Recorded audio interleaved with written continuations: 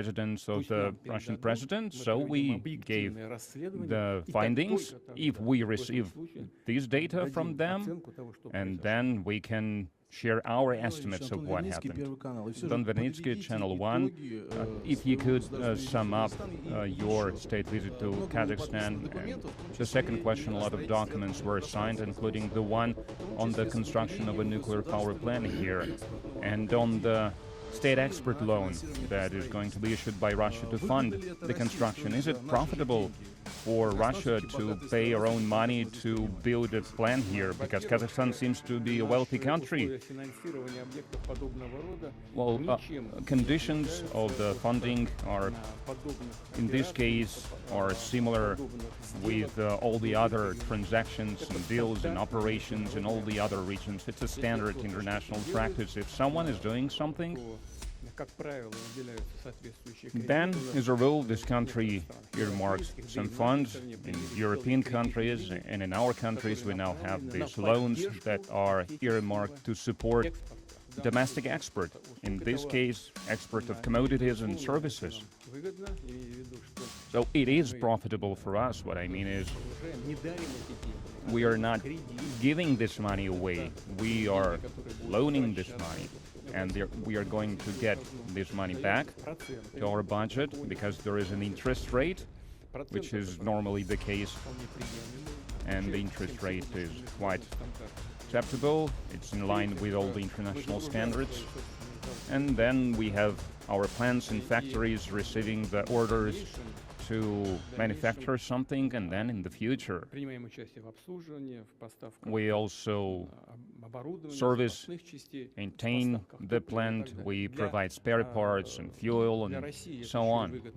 So it is profitable for Russia, also because we have long-term cooperation with Kazakhstan in the field of raw uranium, and it is profitable for us because Kazakhstan is one of the countries with one of the largest uranium deposits. And it is profitable for Kazakhstan as well because logistics, everything is located nearby. We are partners in the field of nuclear energy.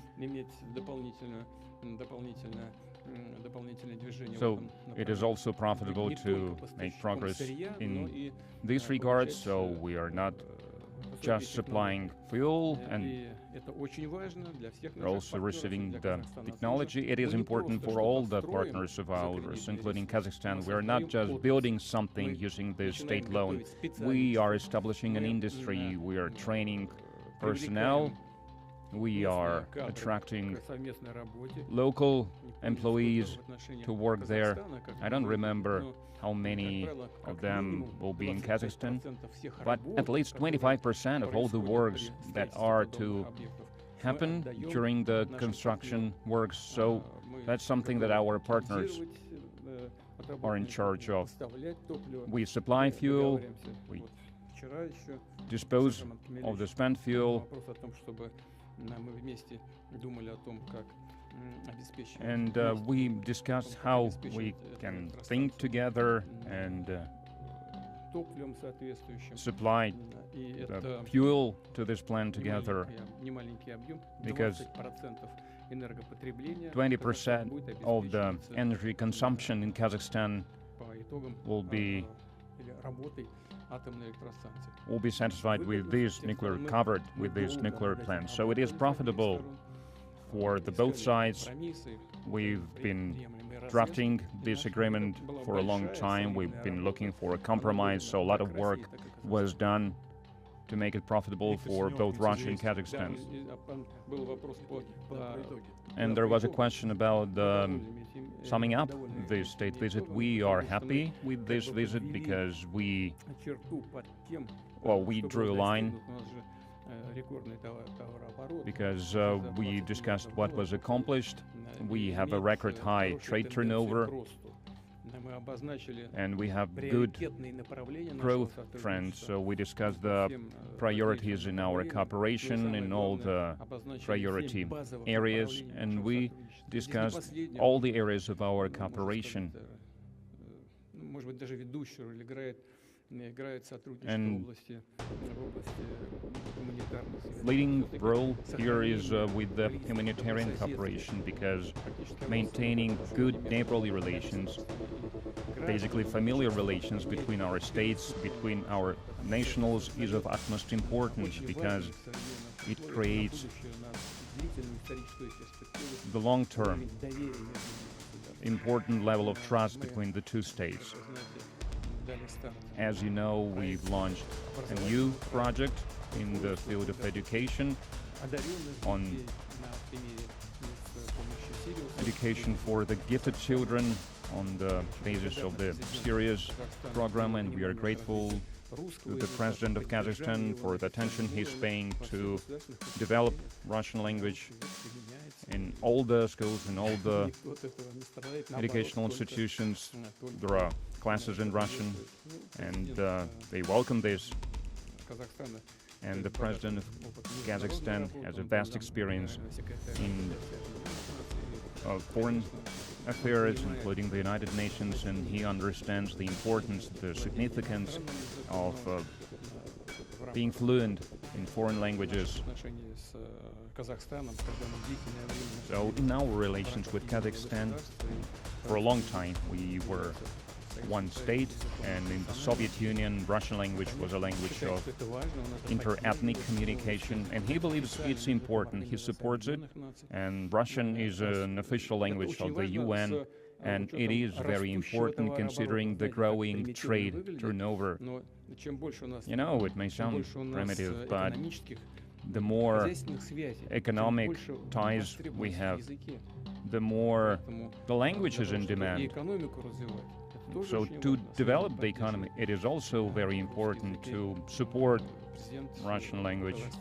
And President of Kazakhstan doesn't just understand this, he's making practical steps to support it. So I believe all the goals that we have set, we have accomplished, and we are happy with the outcome of this joint effort. Izvestia, the question is, Armenia was widely discussed both during the summit and on the sidelines. So what Armenia gains from being part of the Eurasian Economic Union, and what does it stand to lose if it withdraws from the organization? Well, I expected this question because that's something that we discussed during the Nero Forum meeting, and I told we discussed that with Deputy Prime Minister of the Armenian government. I said that the only way to speak about that is being open about this, being honest and sincere about this. And I will tell you what we discussed during that meeting. I will give you the topics of this conversation item by item. And our Armenian counterpart, the Deputy Prime Minister, said that that's right, we need to speak about this openly, honestly. But before I answer your question, I will go item by item, answering the question that you asked. And that's how we did it during the Nero format meeting. It's not a secret, everyone should know this. But before I say this, I would like to note one very important thing. Russian and Armenian people, they are connected with the ties of friendship, and we enjoyed special relations for centuries. Our relations are truly special, relations between Russia and Armenia, between Russian people and Armenian people. I told Prime Minister Pashinyan, he can confirm this. I told him, everything that's good for Armenia, for Armenians, will be acceptable for Russians. Do whatever you deem necessary if it's in the interests of the Armenian people. You are the leader, you are responsible for making these decisions, so it'll be however you say it is. It is not going to ruin the humanitarian ties between us. It is not going to ruin the political ties between us. We are speaking about merely economic things, everything that could be calculated. It needs to be calculated. it needs to be looked into. Then the decision should be made. Like I said, the crisis in Ukraine started with the attempt to bring Ukraine to the EU, and we were not against this.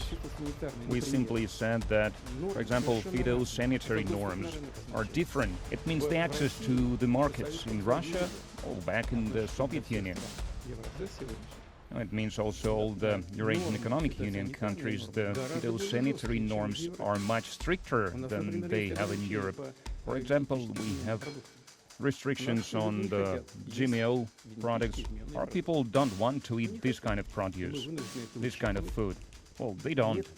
And we need to take this into consideration, because there is no research on the consequences for people when you eat this kind of food. And then there are technical regulations which are absolutely different. For example, some things possible to sell in Russia, others not. With, for example, steel works and so on and so forth. So a lot of things, they cannot exist together. It doesn't mean that we are against something. We are for it, but it will require time, and it will require money as well, funds as well. Because to ensure some standards in Europe that are more advanced than the ones that we have, we need to invest money in the production facilities to ensure that we can follow these standards on our side. That's why to combine two things tomorrow is practically impossible. That's why we will have to